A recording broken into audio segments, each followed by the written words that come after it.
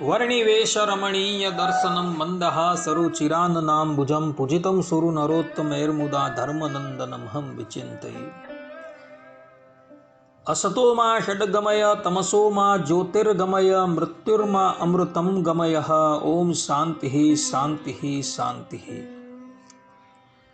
આજની જ્ઞાન સભાની અંદર પધારનારા બધા જ ભગવત ભક્તોને વેદાંતાચાર્ય, પુરાણ ઇતિહાસાચાર્ય, એમ ફિલોસોફી શાસ્ત્રી રાકેશભાઈના હેતપૂર્વક જય સ્વામિનારાયણ. ભક્તો, ભગવાન સ્વામિનારાયણ શિક્ષાપત્રીની અંદર પોતાના સમસ્ત આશ્રિતોને આજ્ઞા આપતા કહે છે કે એકાદશી નામ સર્વાસામ કર્તવ્યમ વ્રતમાદરાત. અને સર્વ જે એકાદશીઓ તેમનું વ્રત જે તે આદર થકી કરવું. અને આ જ પ્રમાણેની આજ્ઞા જે છે એ દરેક વૈષ્ણવ સંપ્રદાયના આચાર્યોએ, શૈવ સંપ્રદાયના આચાર્યોએ પોતાના આશ્રિતોને આપેલી છે. કારણ કે એકાદશી કરવી એ વૈષ્ણવ અને શૈવ જે છે એ ધર્મ છે. શાસ્ત્રોની અંદર એકાદશીનો ઘણો મહિમા જે છે ગાવામાં આવેલો છે. જેમ ભગવાન શંકર પદ્મપુરાણના ઉત્તરખંડના અધ્યાય 39માં કહે છે કે અશ્વમેધસ્ય યજ્ઞસ્ય પૃથ્વ્યામ યત ફલમ લભેત તસ્માત છટગુણમ પુણ્યમ એકાદશ્ય ઉપવાસિનઃ. અર્થાત કે હર કોઈ મનુષ્ય આ પૃથ્વી પર 1000 અશ્વમેધ યજ્ઞ કરી જે ફલ પ્રાપ્ત કરે છે તેથી 100 ગણા અધિક પુણ્યને હર કોઈ એકાદશી રહેનારા મનુષ્ય પ્રાપ્ત કરે છે. ગો સહસ્ત્રીણ યત પુણ્યમ દત્વા વેદાંત પારગે તસ્માત છતગુણમ પુણ્યમ એકાદશ્યોપવાસિનઃ.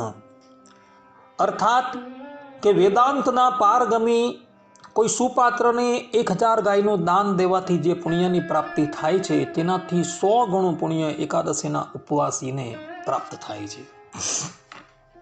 અને આ જ પ્રમાણેની વાત ભગવાન સ્વામિનારાયણે પણ સત્સંગી જીવન ગ્રંથની અંદર તૃતીય પ્રકરણના 31મા અધ્યાયની અંદર કરેલી છે કે અશ્વમેધ સહસ્રાણી રાજસૂય શતાની ચ એકાદશી ઉપવાસસ્ય કલામ નાર્હંતિ ષોડશી. અર્થાત કે એકાદશી ઉપવાસનું જે સુકૃત થાય છે તેના 16મા ભાગને પણ 1000 અશ્વમેધ અને 100 રાજસૂય યજ્ઞ એની સમાનતા કરી શકતા નથી. આ પ્રમાણે શાસ્ત્રોની અંદર એકાદશીનો ઘણો મહિમા બતલાવવામાં આવેલો છે. ભક્તો, આ વખતે મહાવદ એકાદશી જે છે એ આવી રહી છે, જે એકાદશી વિજયા એકાદશીના નામથી ઓળખાય છે, જેનું મહાત્મ્ય ભવિષ્ય પુરાણની અંદર યુધિષ્ઠિર મહારાજના પૂછવાથી ભગવાન શ્રી કૃષ્ણએ તેઓને કહેલું છે. તો હવે આપણે ભવિષ્ય પુરાણના માધ્યમથી આ વિજયા એકાદશીનું મહાત્મ્ય જે છે એ શ્રવણ કરીએ. યુધિષ્ઠિર રાજા પૂછે છે, હે કૃપાસાગર, હે વસુદેવના પુત્ર કૃષ્ણ, મહા મહિનાના કૃષ્ણ પક્ષને વિશે કયા નામની એકાદશી થાય છે તે તમે મને પ્રસન્નતાથી કહો. શ્રી કૃષ્ણ ભગવાન બોલ્યા, હે રાજાઓના ઇન્દ્ર યુધિષ્ઠિર રાજા, મહા મહિનાના કૃષ્ણ પક્ષને વિશે જે એકાદશી આવે છે તે એકાદશીનું નામ વિજયા છે. અને એ વિજયા એકાદશી પોતાનું વ્રત કરનારાઓને સદા જય દેનારી છે. નારદજીએ કમળની ઉપર બેઠેલા બ્રહ્માજીને સર્વ પાપોને હરનારું અને ઉત્તમ એવું આ વિજયા એકાદશીનું મહાત્મય પૂછ્યું હતું. હે દેવોમાં શ્રેષ્ઠ બ્રહ્મા, ફાગણ મહિનાના કૃષ્ણ પક્ષ વિશે જે વિજયા નામે પ્રસિદ્ધ એકાદશીની તિથિ છે તે એકાદશીનું વ્રત પ્રસન્નતાથી કહો. એ રીતે નારદજીના પૂછવાથી બ્રહ્માજી બોલ્યા, હે નારદ, પાપને હરનારી ઉત્તમ કથા જે તને કહું છું તે તું સાંભળ. પુરાતન એવું પવિત્ર અને પાપને નાશ કરનારો જે આ વિજયા એકાદશીનું વ્રત છે તે વ્રત મેં કોઈને પણ કહ્યું નથી. આ વિજયા એકાદશી માણસોને વિજય આપનારી છે, એમાં કાંઈ પણ સંશય નથી. પૂર્વે રામચંદ્રજી તપોવનને વિશે ગયા હતા અને તે તપોવનની અંદર 14 વર્ષ સુધી સીતા અને લક્ષ્મણ સહિત પંચવટીમાં વસ્યા હતા. તે તપોવનમાં વસતા એવા તે રઘુકુલના મહાત્મા રામની તપસ્વીની સીતા નામની સ્ત્રીને રાવણ હરી ગયો. તે દુઃખથી એ રામ મોહ પામ્યા હતા અને તપોવનમાં ભટકતા હતા. તેવામાં તે રામે જેનું આયુષ્ય નાશ પામ્યું છે એવા જટાયુ પક્ષીને જોયું. તે જટાયુ પક્ષી રામચંદ્રજીને સીતાજીના હરણ સંબંધી સર્વ વૃત્તાંત જણાવીને એ જ ભગવાનના ધામની અંદર ગયો. તે પછી અરણ્યમાં ફરતા એવા રામચંદ્રજીએ કમંદ નામના રાક્ષસને હણ્યો. ત્યારબાદ તે શ્રી રામચંદ્રજીને સુગ્રીવની સાથે કોઈ પણ દાહડો પૌરાણિક ન થાય અને નિત્ય નવીન જ રહે એવી મિત્રતા બંધાઈ. એ રીતે સુગ્રીવની સાથે મિત્રતા થયા પછી રામચંદ્રજીને માટે વાનરોના સૈન્યો એકઠા થયા. એ રીતે વાનર સૈન્યો એકઠા થયા બાદ હનુમાન નામના વાનરે જનકની પુત્રી સીતાજીને લંકાજીના બગીચામાં જોયા. તે સીતાને રામના નામની વીંટી આપી. એ રીતે એ હનુમાનને જે મોટું કામ આપવામાં આવેલું હતું એ કામ પૂર્ણ કરી તેઓ પુનઃ રામચંદ્રજીને મળી સીતા સંબંધી સગળું વૃત્તાંત તેમને કહેતા હતા. એ રીતે હનુમાનનું વચન સાંભળ્યા પછી રામચંદ્રે સુગ્રીવની સંમતિથી લંકા પર ચઢાઈ કરવાનું માન્ય કર્યું. વાનરો જેને પ્યારા છે એવા તે રામ વાનરોની સાથે નદ અને નદીઓના પતિ સમુદ્રને દુઃખ વડે ઓળંગાય એવો જોઈને વિસ્મય પામ્યા અને પ્રફુલ્લિત નેત્રવાળા થઈને લક્ષ્મણ પ્રત્યે બોલ્યા, હે સુમિત્રાના પુત્ર લક્ષ્મણ, અગાધ જળથી ભરેલા તથા ભયંકર મગરોથી આકુળ એવા સમુદ્રને કયા પુણ્ય કરીને આપણે તરશું? તરી શકાય એવો ઉપાય હમણાં તો હું ખચિત જોતો નથી કે જેથી કરીને આ સમુદ્ર સારી રીતે તરી શકાય. લક્ષ્મણજી બોલ્યા, હે પૂર્ણ પુરુષોત્તમ, આ દ્વીપના મધ્ય ભાગમાં બગદાલભ્ય નામે મુનિ રહે છે. હે રઘુકુળમાં ઉત્તમ થયેલા રામ, તે મુનિનો આશ્રમ આપણા સ્થાનકથી અર્ધો ધોજન એટલે કે 2 ગાંવ દૂર છે. હે રઘુકુળને આનંદ પમાડનારા, એણે ઘણા બ્રહ્માજીઓને જોયા છે, અર્થાત કે એના દર્શન કરેલા છે. હે રાજેન્દ્ર નામ, ઋષિઓમાં શ્રેષ્ઠ એવા અતિવૃદ્ધ બગદાલભ્યને તમે આ સમુદ્ર તરવાનો ઉપાય પૂછો.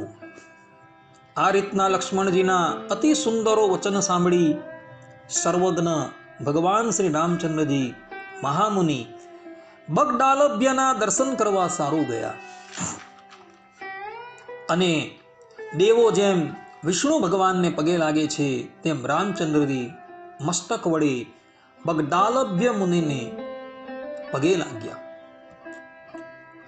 એ વખતે મુનિ એવા તે ઋષિ રામચંદ્રજીને કોઈ કારણને લીધે મનુષ્ય શરીરને ધારણ કરેલા પૂર્ણ પુરુષોત્તમ વિષ્ણુ જાણીને ઋષિ બોલ્યા કે હે રામ, તમારું આવવું ક્યાંથી થયું છે? અર્થાત આપ ક્યાંથી પધારો છો? રામ બોલ્યા, અહો વિપ્ર, તમારી કૃપાને લીધે લંકાના રાજા રાવણને જીતવા સારું સૈન્ય સાથે આ સમુદ્ર સમીપ આવ્યો છું, માટે તમારી અનુકૂળતાએ કરીને જે રીતે મારાથી આ સમુદ્ર તરી શકાય છે તે રીતે તરવાનો ઉપાય હે મુનિ અમને કહો. હે સારા આચરણવાળા મુનિ, તમે અમારા પર કૃપા કરીને આ સમુદ્ર તરવાનો ઉપાય કહો, કારણ કે હું તે જ કારણ સારું અર્થાત સમુદ્ર તરવાનો ઉપાય જાણવા સારું હે દેવ આપના દર્શન કરવા માટે આપની સમીપમાં આવ્યો છું. ભગવાન શ્રી રામની વાત સાંભળી મુનિ બોલ્યા, હે રામ, વ્રતોમાં ઉત્તમ એવું વ્રત કરવાથી તમારો વિજય થશે. વળી આ વ્રત કરવાથી લંકાને તથા રાક્ષસોને જીતીને લાંબી કીર્તિ તમે પ્રાપ્ત કરશો. માટે એકાગ્ર મનવાળા થઈને જે વ્રત કરવાનું કહું છું તે વ્રત કરવાની વિધિ એકાગ્ર મન વડે સાંભળવાની આપ યોગ્ય છો અને તે પ્રમાણે પણ આપ કરવાને યોગ્ય છો.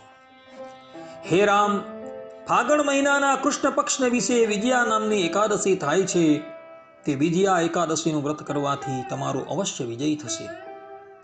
હે રામ, તમે વાનરો સાથે સંશય રહિત થઈને આ સમુદ્રને તરી જશો. માટે આ વિજયા એકાદશીના વ્રતનો વિધિ કેટલું ફળ દેનારો છે તે તમને કહું છું, તે આપ શ્રવણ કરો.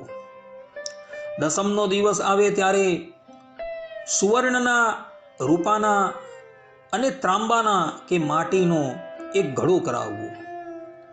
પછી સ્થંડિલ પર અર્થાત પછી સ્થંડિલ કરી તેના પર 7 ધાન્યને પાથરી તેના પર પંચ પલ્લવ પાંદડાવાળા જવથી ભરેલા ઘડાને મૂકીને તેના પર જળથી ભરેલું તરભાણું એ મૂકવું. ત્યારબાદ તે તરભાણાની અંદર સોનાના બનાવેલા સમર્થ દેવ વિષ્ણુને પધરાવીને એકાદશીની દિવસે પ્રાતઃકાળમાં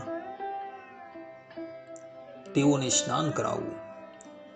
સ્નાન કર્યા બાદ સુગંધી પુષ્પ અને ચંદનવાળા તે ઘડાને સ્થિર રાખ્યા પછી ધૂપ, દીપ, જુદા જુદા પ્રકારના નૈવેદ્યો, દાડમ, નાળિયેર તથા બીજા સુગંધી પદાર્થો વડે વિશેષતાથી ઘડા પર પધરાવેલા વિષ્ણુ ભગવાનની પૂજા કરવી.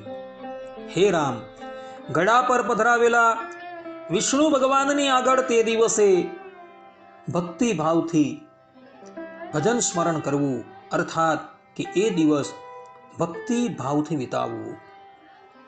વળી બુદ્ધિમાન મનુષ્યએ તે ઘડા પર પધરાવેલા વિષ્ણુ ભગવાનની આગળ તે રાત્રિએ જાગરણ પણ કરવું. હે નરોના પતિ રામ, જ્યારે 12નો દિવસ પ્રાપ્ત થાય ત્યારે સૂર્યના ઉગવા તાણે જ્યાં આગળ જળ ભર્યું રહેતું હોય તેવા દેશમાં નદી કિનારે, ઝરણાને કાંઠે, કુવા તળાવના તટ પર જેના પર વિષ્ણુ ભગવાન બિરાજે છે એવા તે ઘડાને પધરાવી વિધિ પ્રમાણે ઘડા સહિત વિષ્ણુ ભગવાનનું પૂજન કરીને વિષ્ણુ ભગવાનની મૂર્તિ સાથે તે ઘડો વેદનો પાર પામેલા બ્રાહ્મણને અર્પણ કરવો. હે રાજાઓમાં ઇન્દ્ર રામ, તે ઘડાની સાથે મોટા મોટા દાન પણ કરવા. હે રામ, આ પ્રમાણે વિધિ સૈન્યના પતિઓ એટલે નાયકો સાથે મળીને પ્રયત્નથી તમે આ વ્રત કરો, એથી તમારો વિજય થશે. આ પ્રમાણે ઋષિઓનું વૃત્તાંત સાંભળી ને ઋષિએ જેમ કહ્યું હતું તેમ રામચંદ્રજીએ વ્રત કર્યું. તેથી રઘુકુલને આનંદ પમાડનારા તે રામ લંકાના યુદ્ધની અંદર વિજયવાન થયા. સીતા તેઓને પ્રાપ્ત થયા, લંકા જીતીને રાવણને માર્યો. હે યુધિષ્ઠિર રાજા, આ વ્રતથી જે નરો હે યુધિષ્ઠિર રાજા, આ વિધિથી જે નરો વ્રત કરે છે તે નરો આ લોકમાં જય પામીને અક્ષય એવા પરલોકને પામે છે.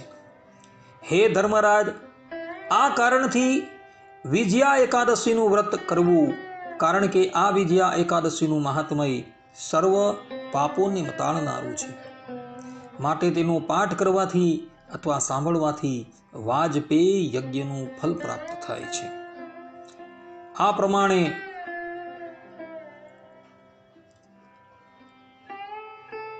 શ્રી વિજયા એકાદશીનું મહાત્મય જે છે એ પૂર્ણ થાય છે. ભક્તો, અહીં આ કથાની અંદર તમે જોજો, ભગવાન શ્રી રામ જે સર્વજ્ઞ છે, સર્વ કારણોના કારણ છે, તેણે પણ મનુષ્ય નાટ્ય કરતા થકા લંકાની ઉપર વિજય પ્રાપ્ત કરવા માટે આ વિજયા એકાદશીનું વ્રત કરેલું હતું. અને પૂર્ણ વિધિ વિધાનથી જ્યારે તેમણે આ વ્રત કર્યું અને ત્યારબાદ એઓએ લંકાની ઉપર હુમલો કર્યો, તો એ લંકાના યુદ્ધની અંદર ભગવાન શ્રી રામ જે છે એ વિજય પામેલા હતા. માટે જે મનુષ્યએ પોતાના જીવનની અંદર પોતાના અંતશત્રુ જે છે તેની ઉપર વિજય પ્રાપ્ત કરવો હોય તો આ ફાલ્ગુન કૃષ્ણ એકાદશીનું વ્રત જે છે, જે વિજયા એકાદશીના નામથી આ એકાદશી ઓળખાય છે, એનું વ્રત જે છે વિધિ વિધાનથી કરજો, તો તમે પણ તમારા અંતઃશત્રુ અને બહારના કોઈ શત્રુ જે છે તેને તમે જીતી લેશો. આ પ્રમાણે આ એકાદશીનું મહાત્મય જે છે એ શાસ્ત્રોની અંદર કહેવાયું છે. ભક્તો, એકાદશીને દિવસે જાગરણ કરવાનું બહુ મહાત્મય જે છે એ બતલાવેલું છે.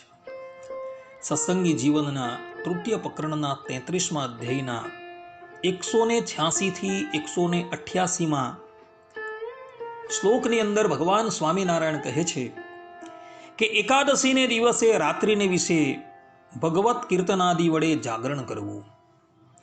રાત્રિએ જાગરણ માટે વિષ્ણુ મંદિરમાં કે સંત મંડલ સન્નિધિમાં જતા પુરુષને પદે પદે અશ્વમેધ યજ્ઞના ફલની સિદ્ધિ થાય છે. તેમાં જાગરણ માટે પ્રવર્તેલા પુરુષોએ પુરુષ એવા જ સંતોના મંડલની સમીપે જવું, સ્ત્રીઓએ તો સતી સ્ત્રીઓના જ મંડલની સમીપમાં જવું. તે જાગરણ ભગવાનની કથા વગેરે વડે જ કાઢવું, પણ દ્યોત, ગ્રામ્ય વાર્તા વગેરે વડે તો ક્યારેય પણ ન કરવું. આધારાનંદ સ્વામી હરિચરિત્રામૃત સાગરની અંદર 15મા પૂરના 98મા તરંગના 30 થી 33મા શ્લોકની અંદર કહી રહ્યા છે કે ભગવાનને રાજી કરવા માટે શ્રદ્ધા રાખીને જે એકાદશીનું જાગરણ કરે છે તેનું ફલ હરિભક્તોને અવિચલ અક્ષરધામમાં પ્રાપ્ત થાય છે. જે એકાદશીના 4 પહોરનું જાગરણ ન કરી શકતો હોય તો તેણે 3 પહોરનું જાગરણ કરવું અને તેમાં શ્રદ્ધાયુક્ત થઈ ભગવાનના નામની ધૂન કરવી. જેનાથી 3 પહોરનું જાગરણ ન થઈ શકે તેણે 2 પહોરનું જાગરણ કરવું અને 2 પહોરનું પણ જાગરણ ન થઈ શકે તો તેણે 1 પહોરનું એટલે કે 3 કલાકનું જાગરણ તો જરૂર કરવું. અને જે 1 પહોરનું પણ જાગરણ ન કરી શકે તેને તો ગુણ બુદ્ધિવાળો જાણવો. અહીં આધારાનંદ સ્વામીએ અધમ, કનિષ્ઠ, મધ્યમ અને ઉત્તમ એકાદશીના જાગરણની વાત કરેલી છે. જે મનુષ્ય 4 પહર લગીન એટલે કે સૂર્યાસ્ત થાય ત્યાંથી કે બીજે દિવસે સૂર્યોદય પર્યંત જાગરણ કરે છે એ સર્વોત્તમ છે. એટલે કે 12 કલાક પર્યંત જે વ્યક્તિ જાગરણ કરે છે તે સર્વોત્તમ છે. 3 પહરનું જાગરણ કરનાર એટલે કે 9 કલાકનું જાગરણ કરનાર મધ્યમ છે.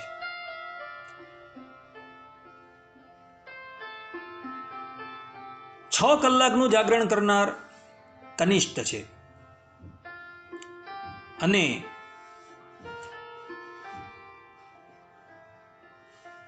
3 કલાકનું જાગરણ કરનાર જે છે એ અધમ બતાવેલો છે. અને એનથી એટલે કે જે વ્યક્તિ જાગરણ નથી કરતો એ તો કેવલ ગુણ બુદ્ધિવાળો છે, એવું આધારાનંદ સ્વામી જે છે એ પોતે કહી રહ્યા છે.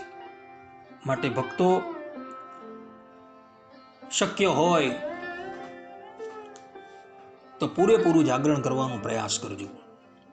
ભગવાન શંકર પણ પદ્મ પુરાણની અંદર ઉત્તરખંડના 38મા અધ્યાયની અંદર પોતે કહી રહ્યા છે કે જે મનુષ્ય શ્રી વિષ્ણુના એકાદશીના વ્રત સંબંધી જાગરણમાં તત્પર થઈ બીજા લોકોને પણ જાગરણ કરાવે છે તે ખરો વૈષ્ણવ હોય.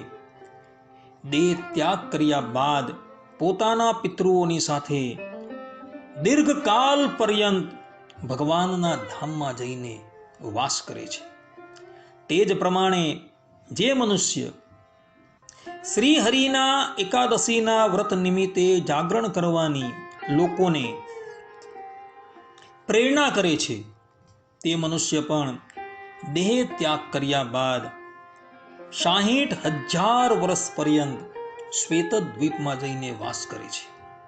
તેમજ હે નારદ, બધાએ મનુષ્યો કરોડો જન્મમાં જે કંઈ પાપ કરે છે તે બધું એ પાપ શ્રી કૃષ્ણના એકાદશીના વ્રત નિમિત્તે જો જાગરણ કરે તો તેનાથી એ નાશ પામે છે. અહીં સ્પષ્ટ રૂપે ભગવાન શંકર કહી રહ્યા છે કે જે વ્યક્તિ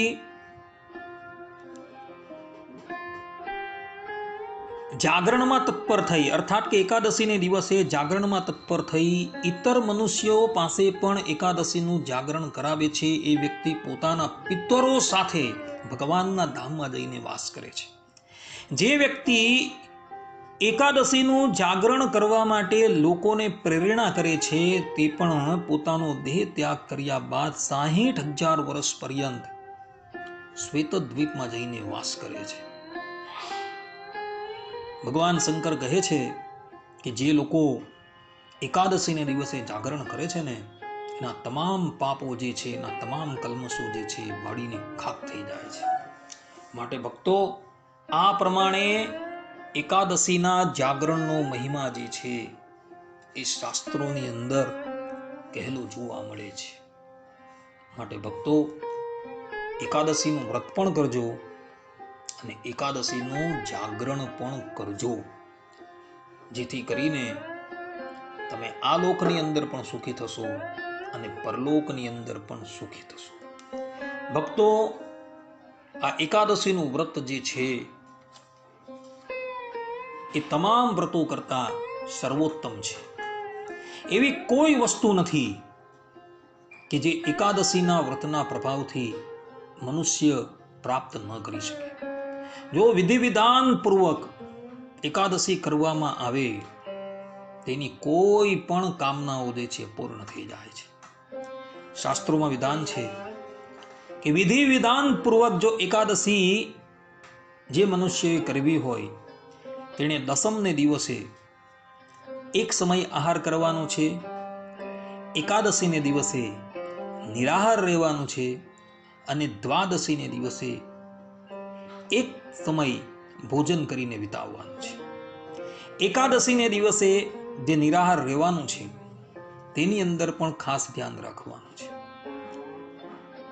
જે દિવસે એકાદશી હોય અને શાસ્ત્રોની અંદર જે પ્રમાણે એ એકાદશીના દેવ જે હોય છે તેની વિધિ વિધાન પૂર્વક પૂજા કરવાની છે અને ત્યારબાદ આખો દિવસ જે છે એ ભગવાનનું સ્મરણ કરતા થકા, પોતાની એકાદશ ઇન્દ્રિયોને નિયમન કરતા થકા વિતાવવાનું છે અને રાત્રિને વિશે જાગરણ પણ કરવાનું છે. જો આ પ્રમાણેની વિધિથી કોઈ પણ મનુષ્ય એકાદશી કરશે ને, એને ભગવાન સ્વામિનારાયણના વચન છે સત્સંગી જીવનની અંદર કે એ કોઈ પણ વસ્તુની પ્રાપ્તિ કરી શકશે. અને આ જ પ્રમાણેના વચનો જે છે એ પુરાણોની અંદર પણ જોવા મળે છે. માટે ભક્તો, જે પણ કોઈક વ્યક્તિએ કોઈ પણ પુરુષાર્થની ઈચ્છા હોય તો તેણે એકાદશીનું વ્રત જે છે એ વિધિ વિધાનથી કરવું, તો એની એ વસ્તુ અવશ્ય પ્રાપ્ત થશે. આટલું કહીને હું મારી વાણીને વિરામ આપું છું. સર્વે સંતુ નિરામય, સર્વે સુખીનો ભવંતુ, સર્વે ભદ્રાણી પશ્યંતુ, મા કશ્ચિત દુઃખ ભાગ ભવેત. અસ્તુ. જય સ્વામિનારાયણ.